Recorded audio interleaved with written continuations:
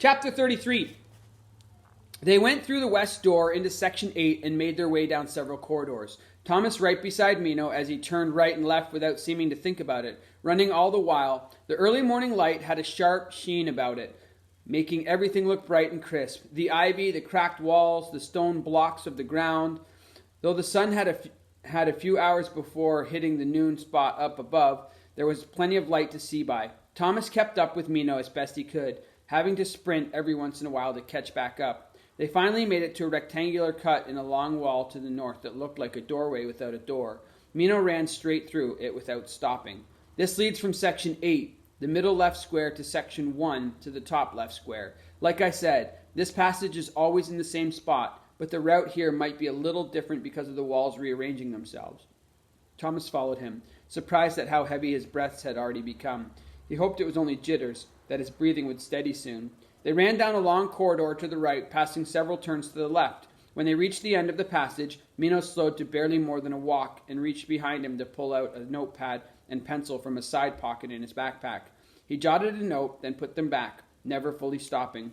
Thomas wondered what he'd written, but Mino answered him before he could pose the question.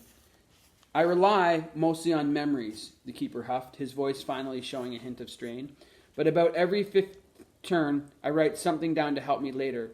Mostly just related to stuff from yesterday. What's different today? Then I can use yesterday's map to make today's. Easy peasy, dude."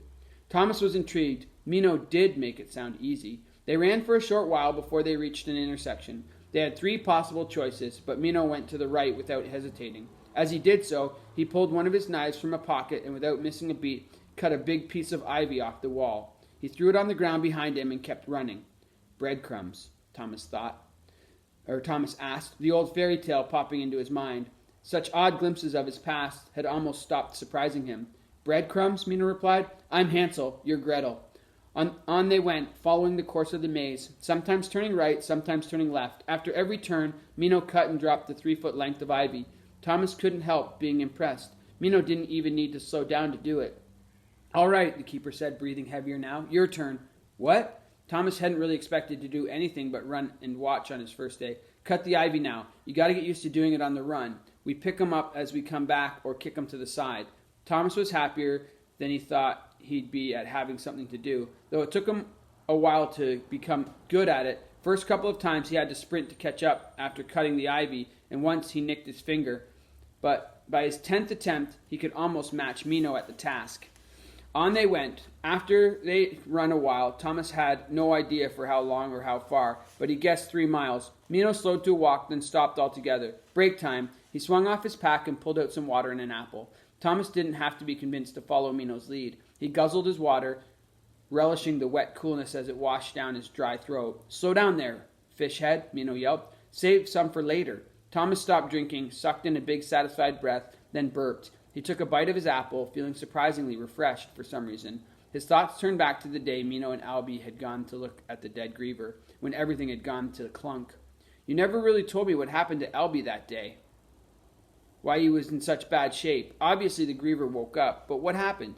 Mino had already put his backpack on. He looked ready to go. "Well, shuck thing wasn't dead. Albie poked it with his foot like an idiot, and that bad boy suddenly sprang to life, spikes flaring, its fat body rolling all over him. Something was wrong with it, though. Didn't really attack like usual. It seemed like it was mostly just trying to get out of there, and poor Albie was in the way. So it ran away from you guys?" From what Thomas had seen only a few nights before, he couldn't imagine it.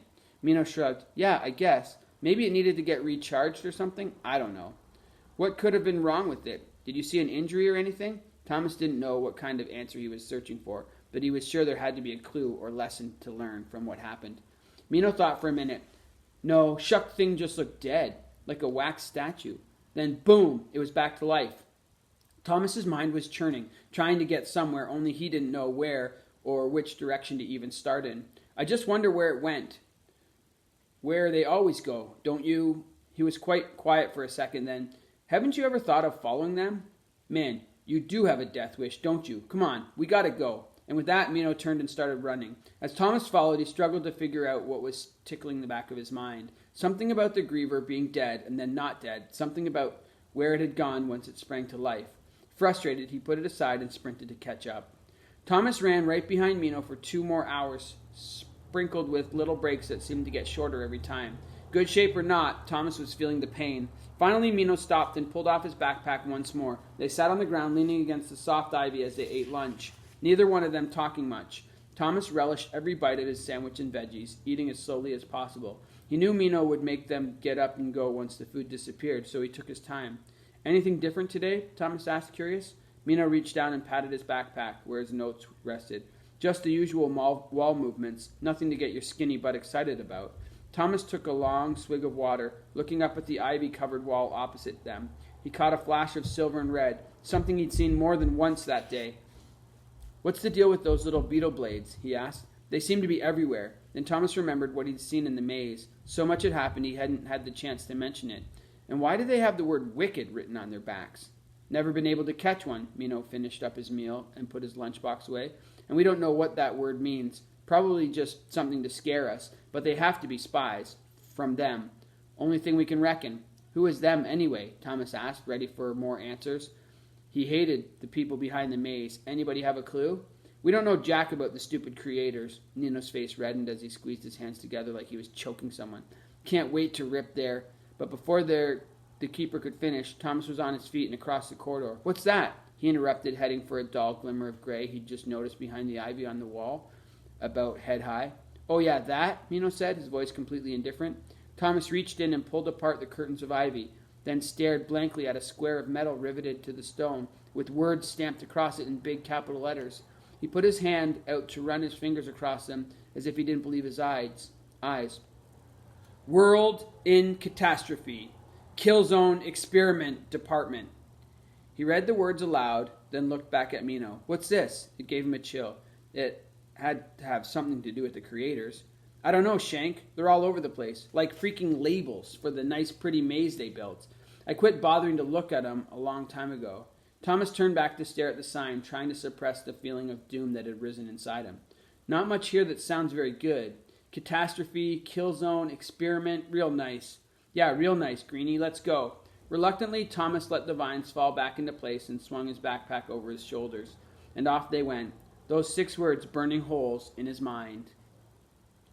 An hour after lunch, Mino stopped at the end of a long corridor. It was straight, the walls solid, with no hallways branching off. "The last dead end," he said to Thomas. "Time to go back." Thomas sucked in a deep breath, trying not to think about only being halfway done for the day. "Nothing new?" "Just the usual changes to the way we got here. Day's half over." Mino replied as he looked at his watch emotionlessly. "Gotta go back." Without waiting for a response, the keeper turned and set off in a run in the direction from where they'd just come. Thomas followed, frustrated that they couldn't take time to examine the walls, explore a little. He finally pulled in stride with Mino. "But, just shut it, dude. Remember what I said earlier. Can't take any chances. Plus, think about it. You really think there's an exit anywhere? A secret trap door or something?" "I don't know. Maybe." "Why do you ask it that way?" Mino shook his head, spat a big wad of something nasty to his left. "There's no exit. It's just more of the same. A wall is a wall is a wall. Solid." Thomas felt the heavy truth of it, but pushed back anyway. "How do you know?" "Because people willing to send grievers after us aren't going to give us an easy way out." This made Thomas doubt the whole point of what they were doing.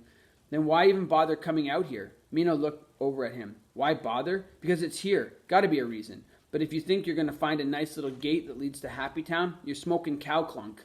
Thomas looked straight ahead, feeling so hopeless he almost slowed to a stop. "This sucks." "Smartest thing you've said yet, Greenie." Mino blew out a big puff of air and kept running, and Thomas did the only thing he knew to do. He followed. The rest of the day was a blur of exhaustion to Thomas. He and Mino made it back to the glade, went to the map room, wrote up the day's maze route, compared it to the previous days. Then there were the walls closing and dinner. Chuck tried talking to him several times, but all Thomas could do was nod and shake his head, only half hearing, he was so tired. Before twilight faded to blackness, he was already in his new favorite spot in the forest corner, curled up against the ivy, wondering if he could ever run again. Wondering how he could possibly do the same thing tomorrow, especially when it seemed so pointless. Being a runner had lost its glamour, after one day. Every ounce of the noble courage he'd felt, the will to make a difference, the promise to himself to reunite Chuck with his family, it all vanished in an exhausted fog of hopelessness, wretched weariness. He was somewhere very close to sleep when a voice spoke in his head, a pretty, feminine voice that sounded as if it came from a fairy goddess trapped in his skull. The next morning, when everything started going crazy, he'd wondered if the voice had been real or part of a dream. But he heard it all the same and remembered every word. Tom, I just triggered the ending.